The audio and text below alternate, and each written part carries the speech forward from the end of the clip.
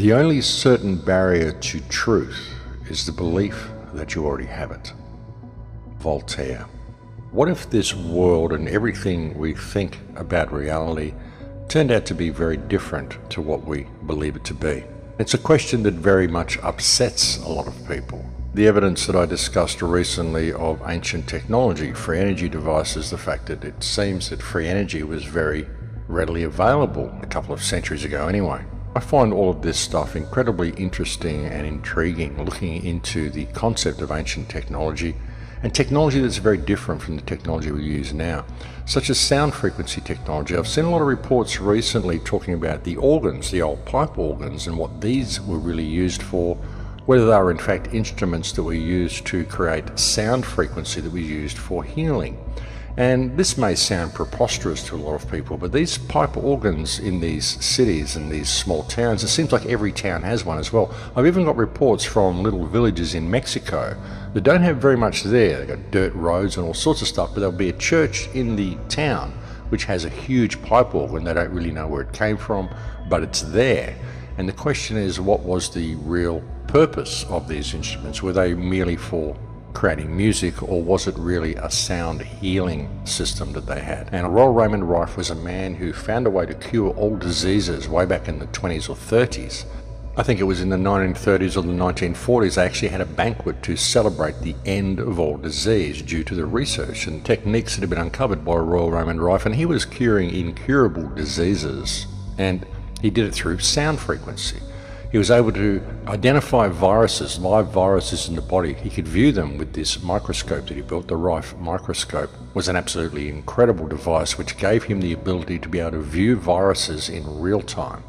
And what he would do, he would put a blood sample under the microscope and he would look at your blood sample and he would subject the sample to a series of light frequencies. Because every light you apply, when you go through frequencies of light and you put them on an object, different frequencies of light will illuminate different aspects of the object. Like if you put frequencies of light on a blood slide, different organisms or viruses or bacteria in the blood will become illuminated under certain lights. And Rife figured out that all you have to do is go through the light frequency until you find the light that illuminates the virus, and then find the corresponding sound frequency, bombard the virus with that sound frequency, and it will shatter like a crystal glass shatters on high C. When an opera singer hits high C, they can shatter a crystal glass. It's the same thing, it's the same principle. All you have to do is find the corresponding sound frequency and you will create a feedback loop which will shatter the virus. And that's what Royal Rife figured out. So when you look at that and you think of these organs and the sound that they produce and the healing that comes from sound, I mean, any people who've gone to sound healings know what I'm talking about, and sound healings may sound incredibly new age and airy-fairy to most people, but they do in fact work. And I find all of this sort of stuff quite intriguing and quite fascinating. And the concept that we had this ancient technology is really not so far-fetched. And when you think about it and you really consider the possibility that this technology has been stolen from us, it really does provide a whole new perspective to look at things from. And you think about these huge pipe organs in these churches, folks. Who built these things? I mean, these things are amazing, the construction of them. Some of them are absolutely huge. Who figured out the frequencies and who got it all that perfect? Who tuned it? And imagine the sound field that it would set up if you went through the entire keyboard and you created that level of sound. I mean, these things are incredibly loud. You could literally cover the entire village in a sound frequency. What if people went to these church buildings and they actually sat in the organ music, and the organ music healed them of all of the bacteria in their body every week when they went to these churches? Perhaps the churches were not places of worship, perhaps they were places of healing. Just a thought. Look at the detail of these organs, look at the detail that went into the construction of them, the meticulous workmanship of them. Look at the detail that went into the construction of a lot of these buildings. Like I said last week, and like I've said quite often recently, a lot of these buildings look more like machines than actual buildings. They look like they're buildings that actually perform a function, which isn't just an aesthetic function of looking good or being a place to pray in.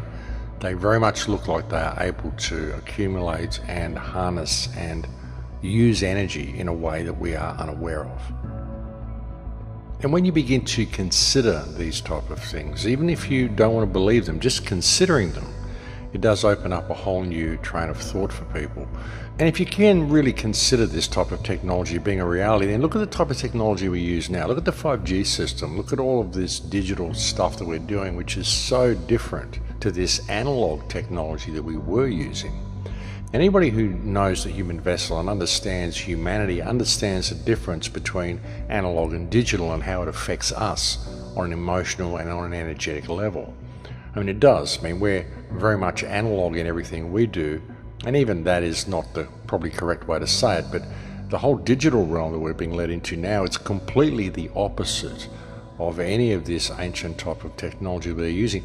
Even the explosive type of electricity that we create through burning coal and all the things that we do to create electricity, if there was a way to simply do it through harmonizing with the ether around us, it would seem to be far more beneficial. I mean, just think about it, folks. You know, we're made of energy. The static electricity that is around everywhere is part of us. It's part of everything. If you're a kid, you probably had a crystal set when you were a kid, a crystal radio set. I had one when I was a child. You just combine these crystals and they harvest energy from the field, and bang, you've got electricity, you've got a radio. So why do you need to have these big coal-fired power stations? You know, if you had crystals and copper and metal and wires and put it in the right configuration, why would you not be able to harvest energy from the field? I mean, if you can do it with a crystal radio set, why can't you do it with a huge building and create an energy field which is going to work for everybody? Makes sense to me. It's just that a lot of people aren't prepared to think that way. You know, they see their crystal radio sets they had as a kid as something novel, but apply it on a bigger scale. Look at what you use to make that crystal radio set. You use crystals, you use copper wire, you used all the things that we find in these buildings. But where does it all lead? All of this type of discussion? That's the question, isn't it? I mean, with the rollout of 5G and all of the stuff that's happening, some people may ask, what is the point of looking down these rabbit holes and discussing what may have happened in the past? Well, the point is that this past is so recent. It's not thousands of years ago, it's just hundreds of years ago. And I've tried so many ways of awakening people. I've pointed out the clear and present danger that we're in. I've pointed out the state of urgency that we're in. I've addressed 9/11. I've addressed the state of Israel. I've addressed the war on terror. I've addressed every single thing I can think of to attempt to awaken people and to empower people. And the concept that we had free energy as little as 150 to 200 years ago and we lived in a completely different society, I find incredibly empowering. You know, and if people can grasp this concept and see how recently it really was, that we were very likely in much freer societies than we are now, it may inspire them to want to get back to that.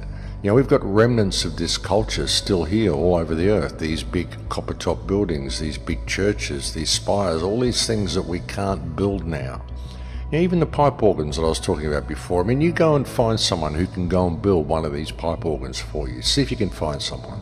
See if you can find a church that's even using one of these pipe organs now. In most churches, they may have a pipe organ in there, but it's rarely used. And if it is used, it's just used to play hymns. You think they would really go to all the trouble of constructing an organ of this size and shape and magnitude of some of the ones that you see in these old churches and just use them for playing tunes behind hymns on Sundays? Do you really think they would go to all that effort just to do that? It seems pretty incongruous to me. But I don't know, I find all of this type of information really empowering. Perhaps it will inspire people to actually shake the sleep from their eyes, because that's really what it's like. It's like people are walking around in a daze. All of this technology exists all around them. All of this old world, a lot of the old world still exists all around them, but they're simply not seeing it because they can't see outside of the social construct that they have in their minds. They can't see beyond the history that they've been told, the history they've been taught, the world that they've been indoctrinated into believing is real. You know, a lot of people, when they look at society, they just view it economically. They don't view it from a human perspective. But our society should be there to support life. That should be first and foremost the absolute mandate of anything that we construct to have people living in. Any cities should be designed to support life. We don't need cities that are designed the way they are, that are designed to run economically and that are based on profit. Medical systems that are based on profit, energy systems that are based on profit. Everything is based on profit. You know, it's this introduction of money and thus scarcity over the human experience which creates all of this substandard culture that we've got, all these substandard products. It removes us of everything that it means to be human by imposing this economic model over people. That's what it's been for. That's what it's been designed to do. And that's why we can never escape this system until we put all of that thinking down. If people still think economically, if people still think that this society is normal, that it should function this way, that we need to do the things that we're doing, then there's no hope for us. You know, if we're going to continue to support these cities that we live in, which are designed to separate people and to make them completely dependent upon the system. Now, you can't grow your own food, you can't ever survive on your own in a city. It's a jungle, and it's designed to be that way, both physically and mentally. Everything about the cities is jungle mentality. Survival of the fittest, only the things that you need for you to survive are not there. Unless you can exploit someone else and get the paper you need to pay to be alive to go and buy these things from some establishment, there's nothing there in your environment that you can actually use to create a life for yourself. It's all economically based. It's simply not the natural habitat of humans. Humans shouldn't be living in these cities. They don't serve us in any way, shape or form. And if you look at the way cities were constructed back in the past cultures, they very much seem to be designed in a way that would serve the people and that would benefit the people, even possibly heal the people, as we've just been previously discussing. Now you look at all this stuff and you see just what we had and just what we are capable of doing. And I don't know, I find it incredibly empowering to think about this. And I find it inspiring, I find it healing. And I think this type of information may be something that will wake people up. So